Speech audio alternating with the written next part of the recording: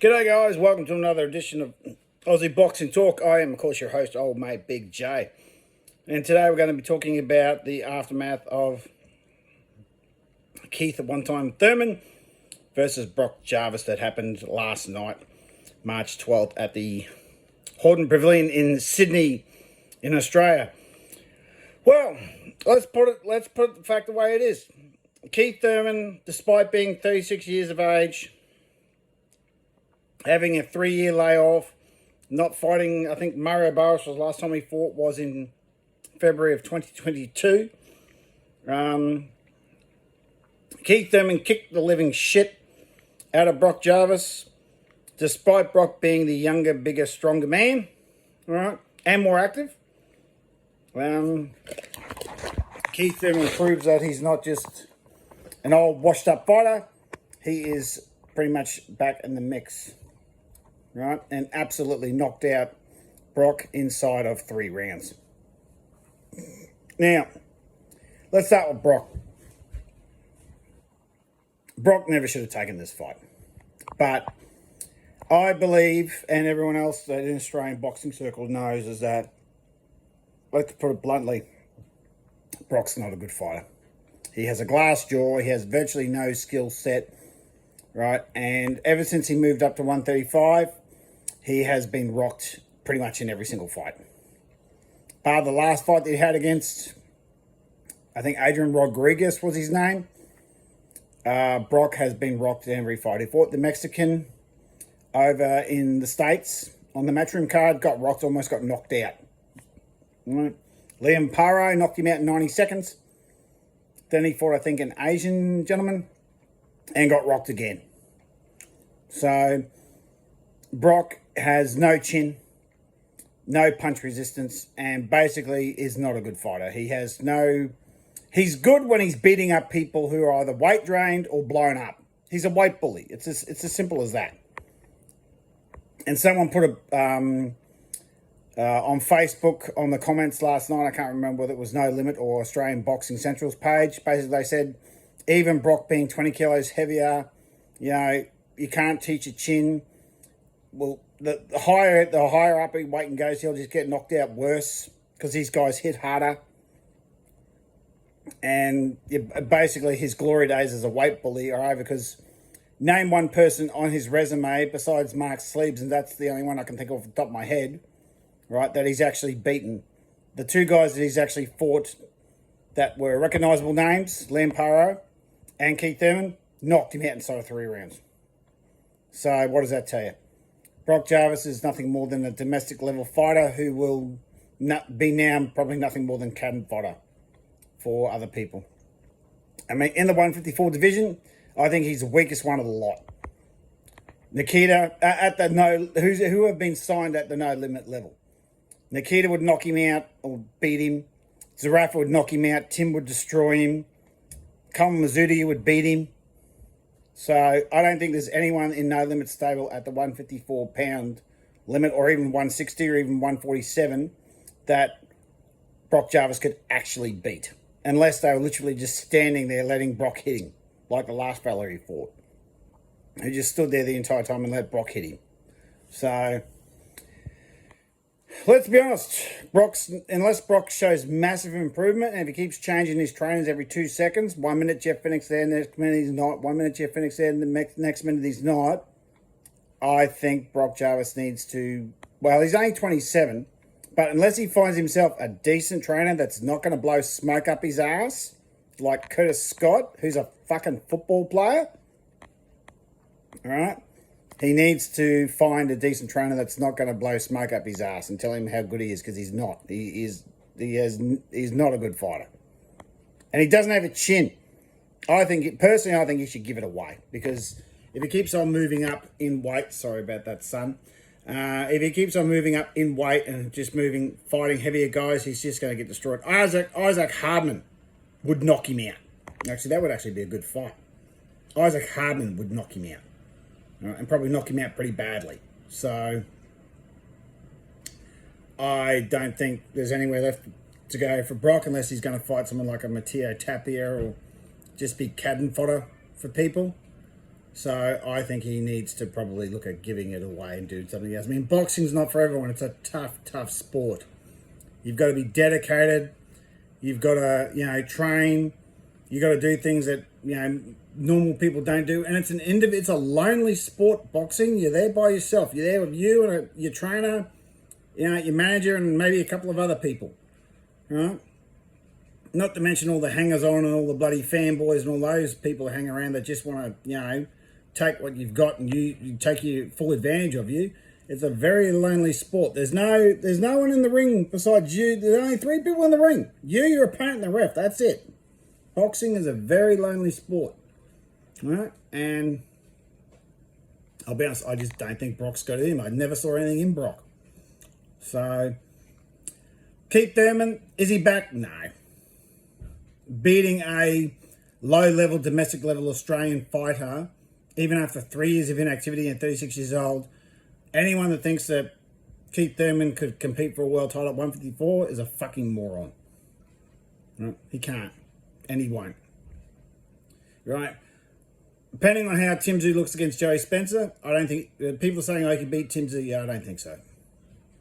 It's a perfect fight for Tim if Tim gets past Joey Spencer, but I don't see Keith Thurman beating Tim Tszyu. He's too old, too injury prone, been too inactive. So... And he's not Bakram Mutazaliev. Like I said with T Street this morning when we did the video, Brock is not Tim, and Keith Thurman is not Bakram Mutazaliev. So anyone to compare that fight, anyone who's saying that Keith could beat Tim is a fucking idiot. So I don't think Tim could beat Tim. He's too old and too inactive. And he's never fought at 154 where Tim's had his entire career. I think more bar 2 fights at 154, and he's fought at the very top level where Keith hasn't fought at the top level at 154. All right, he has at 147, but 147 and 154 there's a massive jump. Yeah, it's only 7 pounds, but those guys are cutting down from 180 pound to get down to 154. So yeah, while it's a good win for Keith. And Keith needed that win because if he didn't, he was done. I'm not going to say by any means that he's back at the world level because he beat one of the lowest level, domestic level fighters he lays hands on. Ditto, Mick Zarafa. Mick Zarafa beat a German fighter that never fought out of Germany. Right, probably exactly the same, a German version of Brock Jarvis with knowing absolutely nothing about this guy. So I wouldn't be saying that Mick Zarafa is going to be a world champion anytime soon either. So... bit of a rusty performance from Mick, but he got the win and he got a knockout win, which is exactly what he needed. But I wouldn't say that Mick Zarafa is going to be a world champion anytime soon. In fact, I don't think I see Mick Zarafa being a world champion ever. I just don't have it. Mick has had his chance. He got absolutely destroyed against Enderslow Lara inside 2 rounds. That is not a world caliber fighter. You do not get beat up by someone who's 10 years older than you, who's been sitting doing nothing for 2 years and get knocked out in 2 rounds. That is not a world-class fighter. That's not a world-class fighter. I'm sorry to say, but those are the facts. It's not a world-class fighter.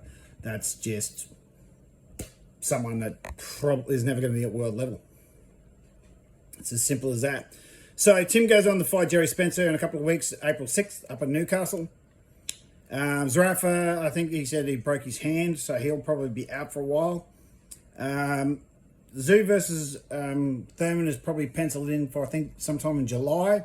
And then, of course, there's a return of Nikita, who hasn't fought since last August. It'll probably be close to a year by the time he gets back in the ring.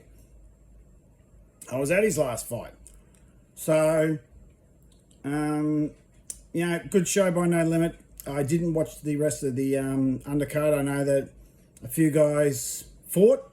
Apologies to those guys because I wasn't able to watch the full card due to life. But we move on to the next thing. I have heard in the last couple of hours that Sonny Bill Williams and Paul Gallen have agreed to terms, and fuck me, this is bullshit. This fight is 10 years too late. It's 2025, not 2015. These guys should have fought 10 years ago. What? Paul Gallen's a little bit younger than me. I'm 43. He'd be 42, and Sonny Bill would be 37. maybe a little bit older. I'm not quite sure how old Sonny Bill is. But Sonny Bill got cracked out by Mark Hunt, and Paul Gallen beat Mark Hunt. So how do you think this fight's going to go? I mean, this fight is 10 years too... This fight's going to be exactly like Green Monday number 2. It's 10 years too late. And it's going to be a fucking disaster. I already know it. So I have zero interest in Gallen versus Sonny Bill. It's at least 5 years too late. It should happen 5 years ago. When they were still somewhat relevant in the boxing circle, when Paul Gallen was literally carrying No Limit. Well, as I said, No Limit built their brand off the fists and the back and literally the fists of Paul Gallen. No Paul Gallen, no limit. Simple as that. So, I don't want to see Paul Gallen versus Sonny Bill. I really don't care. It's 10 years too late. It should have happened 5 years ago, but it's 10 years too late. So I don't think the mouth is going to be watering for that one. And that's pretty much about it, guys. There's a lot more stuff coming up. Liam Paro has signed with No Limit. There's going to be more information coming out about that because apparently he's going to be featuring on a card on June 11th up in Cairns, of all places. So I'll be interested to see how Liam Paro does that. Do I ever see Liam Paro getting back to the title reign again? Yes, because to No Limit's credit, they have got a lot of their fighters world title fights. They all lose, but they get their world title fights. I mean, Shannon O'Connell, Mick Zarafa, Lynn Sandstrom, Tim Zhu. Did I say Mick Zarafa? Liam Wilson. There's been at least half a dozen No Limit fighters that have got world title fights in the last 5 years, or even close, probably 3 years. Unfortunately, they've lost pretty much every single one of them. I think they're like 1 in 12. So the only person to win a world title fight under the No Limit banner was Tim Zhu. That was against Brian Mendoza. That's it. They've lost every other fight. And I'm pretty sure there's a dozen of them. What? Tim's 1 and 2. 1 win, 2 losses. Zarafa's 1 loss. Shannon O'Connell's 1 loss. Liam Wilson's 2 losses.